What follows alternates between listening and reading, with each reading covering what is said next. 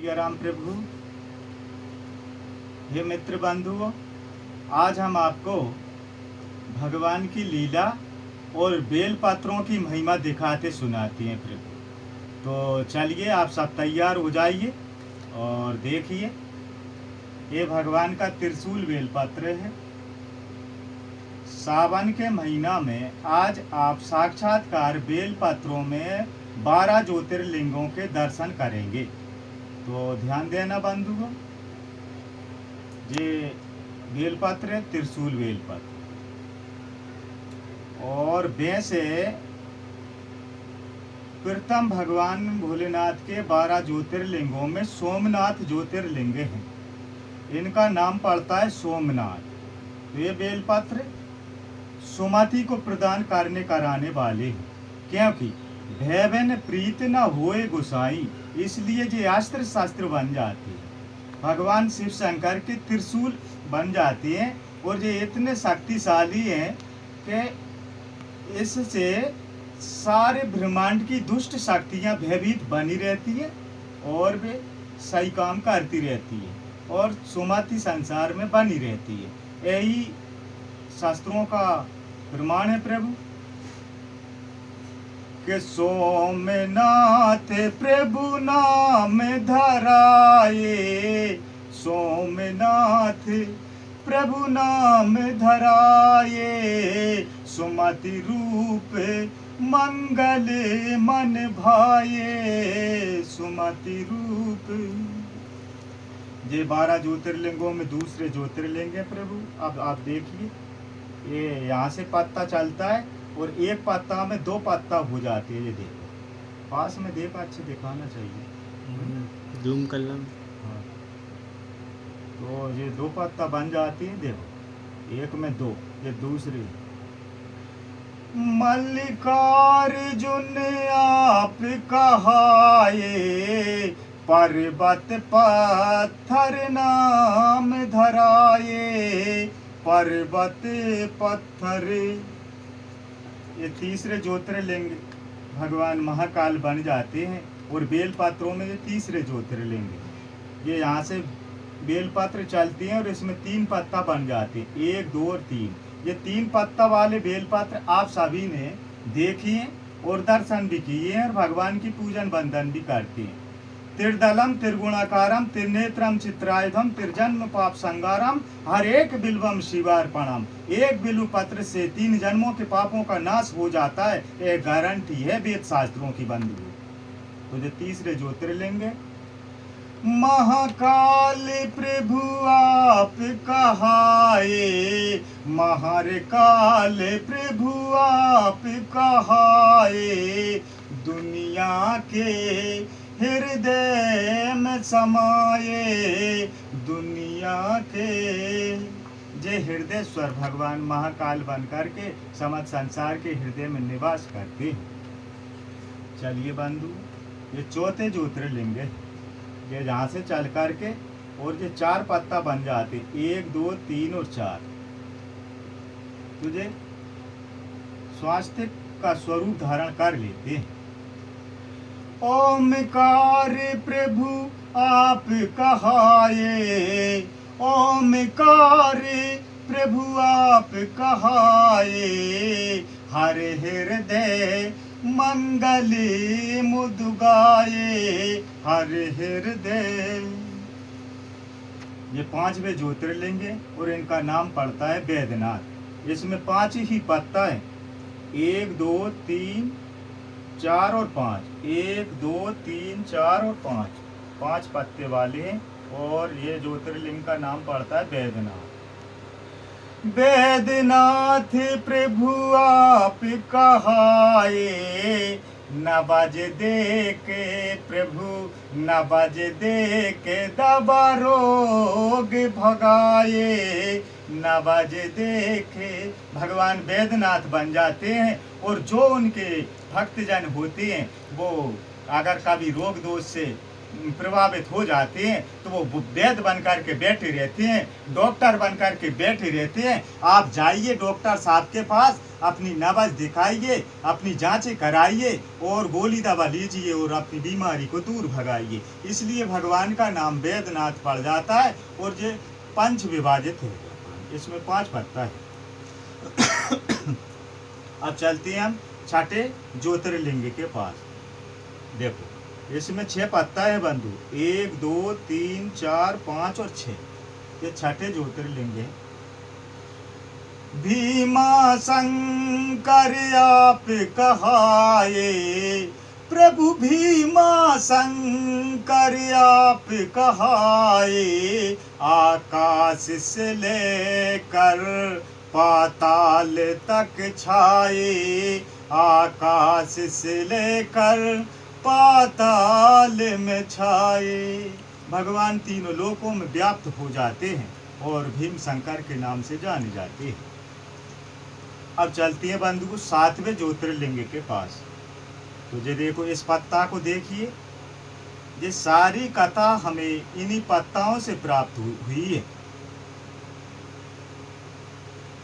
कलयुग में हुआ चमत्कार, पता देखो पत्ते का, हर पत्तों में सब रहस्य छुपा है।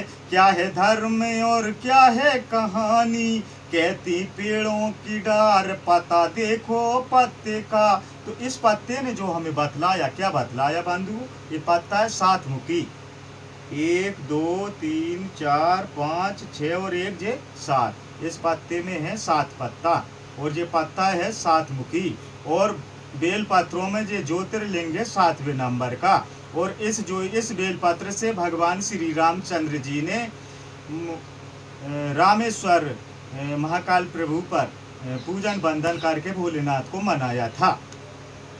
रामेश्वर प्रभु आप कहाए, तो यहाँ लीला देखिए, भगवान भोलेनाथ स्वयं रामेश्वर, राम की सांसें बन जाते हैं।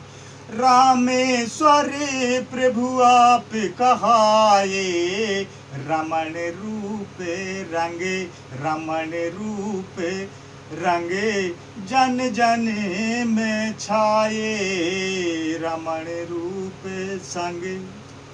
अब चलते हैं बंधु 8वें ज्योतिर्लिंग पर। इस पत्ता को देखिए, 1 2 3 4 5 6 और 7 दिख रहा है ना?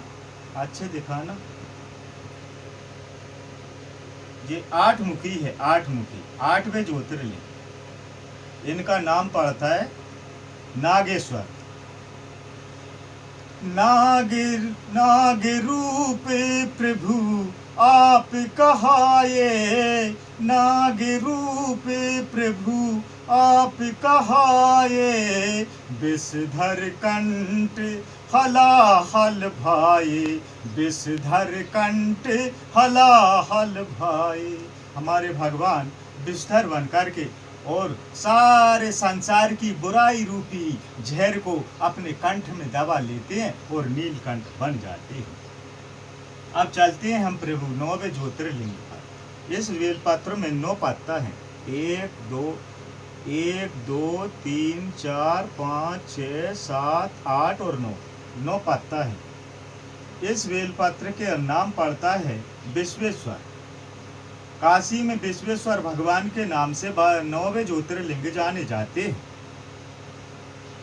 विश्वनाथ प्रभु आप कहाए, विश्वनाथ प्रभु आप कहाए, हर घर जन जीवन शोभाए, हर घर जन जीवन शोभाए।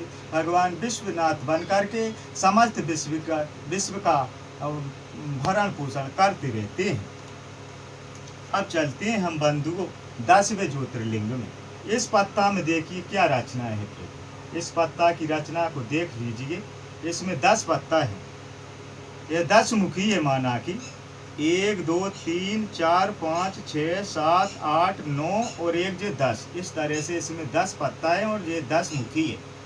और 10वें ज्योतिर्लिंग का नाम है त्र्यंबकेश्वर। त्र्यंबकेश्वर इसलिए इस पत्ते में 3 की महिमा भी है। एक तरफ 3 पत्ता है, 1 2 और 3। एक तरफ 2 पत्ता है, 1 और 2, और एक से प्रमाणित है। इस तरह से 1 से लेकर के 10 तक इसमें सब कुछ अलग अलग अलग है। तो ये 9 हमारी इंद्रियां हैं और 10वां हमारा शरीर है। यह 10 तत्व का रहस्य है।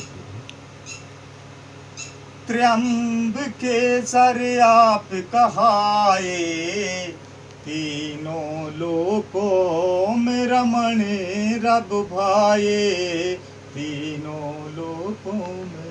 और भगवान हम सब जन जन में व्याप्त हो जाते हैं।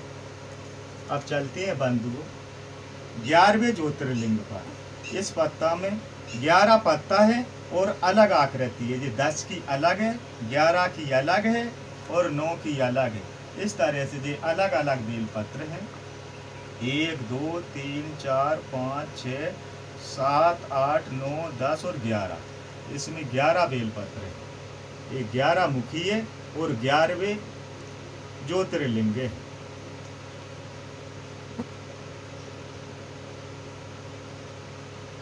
केदारनाथ प्रभु, केदारनाथ प्रभु आप कहाए, भक्तों को प्रभु दर्शन भाए, भक्तों को तेरे दर्शन भाए, भक्तों को तेरे दर्शन भाए। ये केदारनाथ है प्रभु। अब चलते हैं 12वें ज्योतिर्लिंग में। 1 2 3 4 5 6 7 8 9 10 11 और 12। इस पत्ता में 12 ज्योतिर्लिंग हैं बंधुओं। 12 पत्ता है, 12वें ज्योतिर्लिंग है। और 12 में क्या भगवान बराबर बराबर सब कुछ बांट देते हैं। सब कुछ बराबर होता है और जो ज्यादा हो जाता है वही भाग हमारे पास होता है। अगर हमारे साथ धर्म ज्यादा है तो हम धर्मात्मा श्रेणी में प्रवेश कर जाते हैं। अगर हमारे पास पाप ज्यादा है तो हम पापियों की श्रेणी में प्रवेश कर जाते हैं। और जो हमारे पास क्या है वही पाते हैं। घुसमेश्वर प्रभु आप कहाए, घुसमेश्वर प्रभु आप कहाए, घृणा घर्षण से आप बचाए, घृणा घर्षण से आप बचाए। जय जय राम राम राम, जय जय राम राम राम। इस तरह से हमारे 12 ज्योतिर्लिंग बेल पत्रों के आपने दर्शन किए बंधुओं। अब 12 के बाद जो 13वां शुरू होता है उसको हम दूसरे वीडियो में आपके सामने प्रस्तुत करेंगे। प्रणाम प्रभु, हर हर महादेव।